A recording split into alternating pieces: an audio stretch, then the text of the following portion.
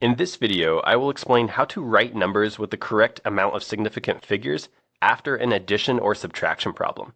So I have 4 examples of addition and subtraction problems here to work through. Here's what we need to know when we're doing these problems. The result should have the same number of decimal places as the number with the fewest decimal places. So let's take a look at example number 1 right here. We have 3.1 plus 12.52. Now, when we're doing these types of problems, the first step is just do the math like normal. So just do 3.1 plus 12.52. Don't think about decimal places or significant figures or anything.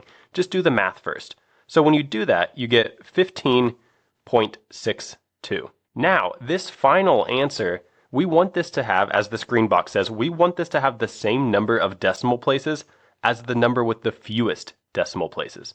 So if we look at our two numbers we started with, this first number, 3.1, this has 1 decimal place. Let's write a 1 right here.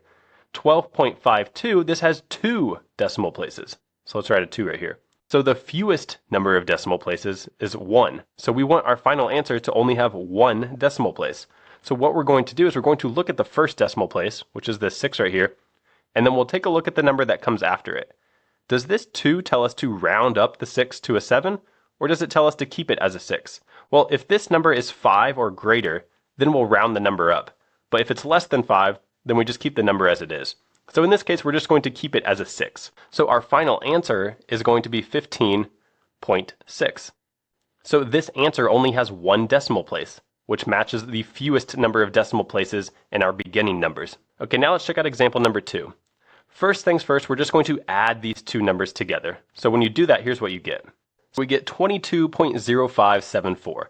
Now we want this number to have the number of decimal places that matches the fewest decimal places in these two beginning numbers. So in this first number, we have 1, 2, 3, 4 decimal places. Let's write that 4.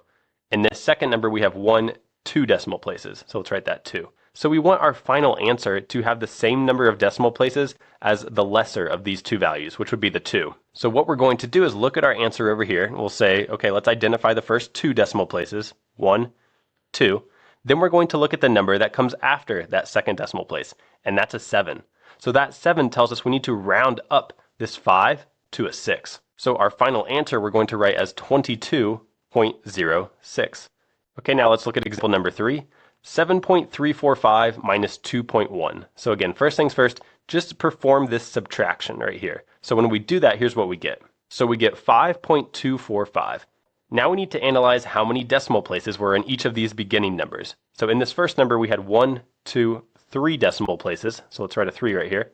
And in this second number, we only had 1 decimal place. So let's write a 1. So we want our final answer to only have 1 decimal place. So if we look at the first decimal place, that's a 2. Then we look at the number that comes after it. Does this 4 tell us to round the 2 up or just keep it as a 2? Well, since this number is less than 5, we just keep this as a 2. We don't round it up.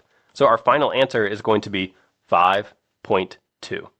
So this answer has 1 decimal place. So this matches the number of decimal places as the beginning number with the fewest number of decimal places.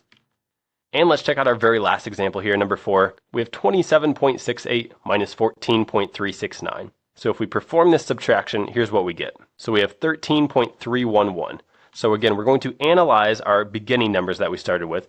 This first number has 1, 2 decimal places. And the second number has 1, 2, 3 decimal places. So the number with the fewest decimal places is the one that has 2 decimal places. So we want this answer to only have 2 decimal places. So again, we'll look at the first 2 decimal places. Here's the first one. Here's the second one. Then we'll take a look at the number that comes after the second decimal place. And this 1 tells us that we can keep this as a 1. We don't have to round it up.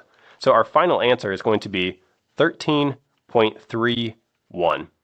And this answer has 2 decimal places, which matches the number with the fewest decimal places that we started with. So those were just a few quick examples of how to write numbers with the correct amount of significant figures after an addition or subtraction problem. And the only rule that you have to remember is just this rule right here in this green box.